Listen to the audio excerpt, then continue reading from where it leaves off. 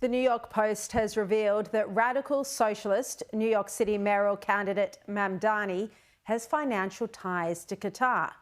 His filmmaker mother has had projects bankrolled by the Hamas-supporting Qatar to the tune of $15 million. $15 million. To discuss, joining me now, Sky News contributor Kosha Gada. Kosha, I mean, this is a shocking revelation, but it seems unless Cuomo or Adams pull out, he's now likely to win. It is his to lose, Sharri, that is for sure, because if you manage to lock up the nomination as a Democrat in New York City, it is pretty much a glide path to victory. His mother is actually a very well-known Indian-American filmmaker, Mira Nair. She's definitely an elite in general, and certainly in that film industry, lots of well-known movies, Oscar-nominated, etc. And it has long been known that many countries, but Qatar especially, is very savvy about funding elites and elite organizations, whether it's her as a filmmaker, whether it's some of the universities that have taken funding. There's lots of people in the United States Congress who allegedly have been linked to taking money from groups, lobbying groups that ultimately have Qatari fingerprints on them. So this has been a long-running story that is only, I guess, escalating. And here you have it for somebody who is poised to be mayor of one of the most iconic cities in the world. It would be just a truly appalling development if he does win. Now, we know that Trump had meetings last week with Tony Blair and Jared Kushner about a post-war plan for Gaza. Well, the Washington Post is now reporting, and I should say we should take their reporting with a pinch of salt, and yet they are reporting that his plan for Gaza does involve turning it into the Riviera of the Middle East under US leadership.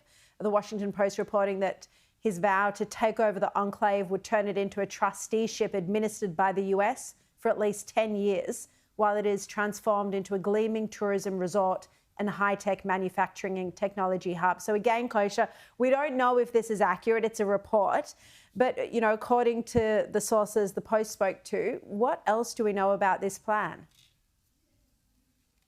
You know, it feels, Sharri, as you say, in my opinion, sort of like a trial balloon that the Trump administration maybe wanted leaked out there and is trying to gauge the electorate's appetite for something along these lines, because it is a little bit of a tricky one where the U.S. electorate and Trump's base does want peace. They do not support terrorism. They are very anti-Hamas, but they also do not want the U.S. to get involved, really, whether it's boots on the ground kinetically or creating some sort of Riviera and putting money in and developing infrastructure over there when there are plenty of problems back home that warrant more attention. So he knows that, and I think that's what he's trying to navigate and get a little bit of a sense if this is something that's a deliberate trial balloon that he's put out there and that the Washington Post got its hands on. But it also does have flavors of Trump, some of those things that you mentioned, where he looks at things transactionally and as a deal maker and as a real estate developer, and he's trying to create these bonds and financial incentives that allow the U.S. to get some of the money back in some way if they were to invest in that region, just like any other property development, if you will. But I don't know. I'm skeptical until we see something a little bit more hard cutting from the administration itself. Yeah, it would be good to have some proper information coming from an on-the-record source. But I agree, you know, billions and billions of aid have disappeared. So, you know, an investment might not be such a bad thing. Just finally, Trump is now talking about the possibility of a trilateral between Putin and Zelensky. But the tone seems to have changed. So this was a lot more positive about a week and a half, 2 weeks ago. Do you think some of the momentum has disappeared?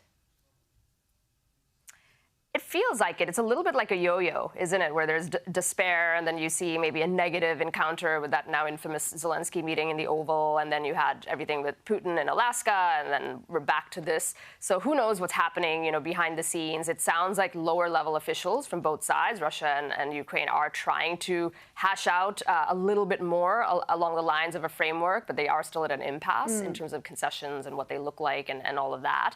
And I think, you know, Trump has a particular style. Sometimes he'll lean in and take charge, and sometimes in this case he's like, you know what, maybe they have to, quote, fight it out a little bit more, is what he said, where he's like, at the end of the day, this is not my fight and I'm here to help, but if they want to take longer, then so be it.